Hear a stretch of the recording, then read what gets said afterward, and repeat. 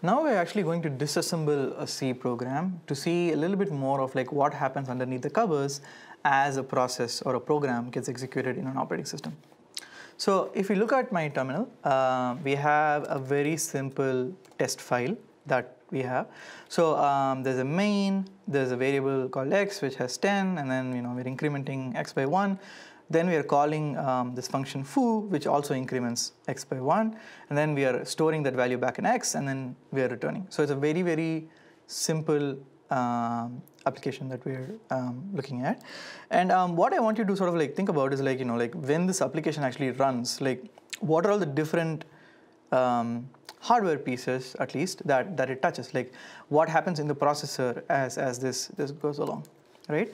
So what we're going to do is we're going to disassemble this, right? So so in this particular case, what is happening is that we are going to look at the assembly code for this file, and so that's what the S flag here means.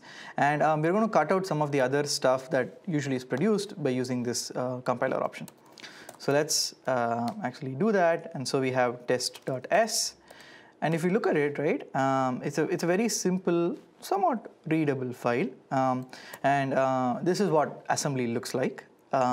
So the file that we're looking at is test.c. In C programming, you would have learned about like global variables and functions. So foo is a globally defined function, so it comes up here. We have the first the what happens in foo.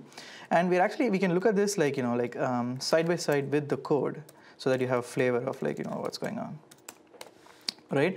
So in previous units, we have talked a little bit about like how every time you call a function, there has to be a certain amount of saving of state that goes on, right? So so if you look at my iPad, let me actually sketch what happens here, so that you have some context before we go into the program. So to remind you of what goes on, so we have a processor,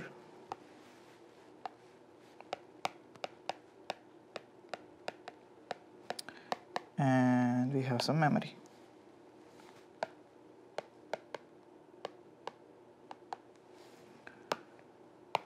Okay, so as you execute each instruction, there is an instruction pointer. Right. So for example, let's say we're going to do pop q.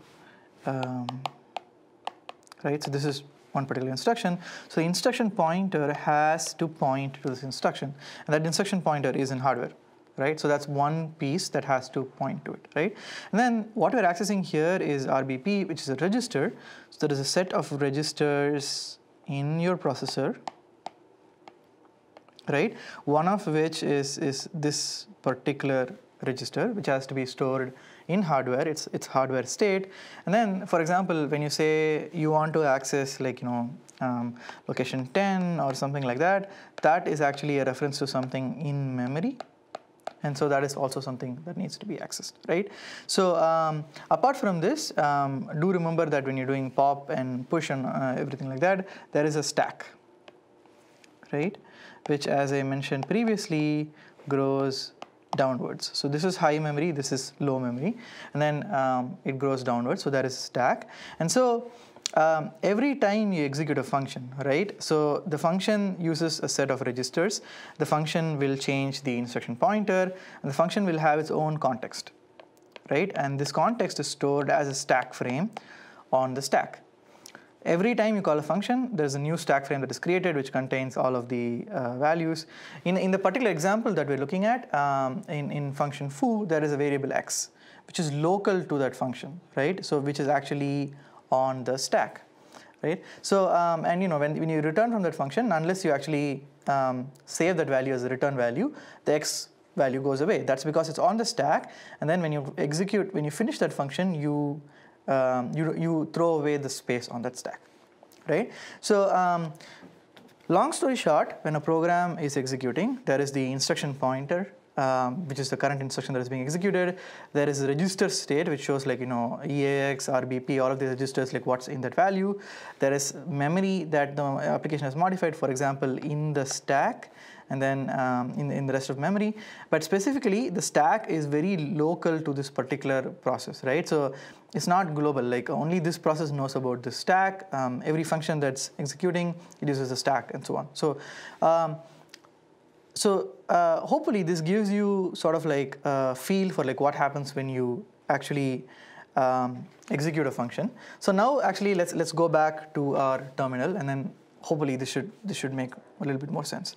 So when you execute any particular function, let's say foo, right?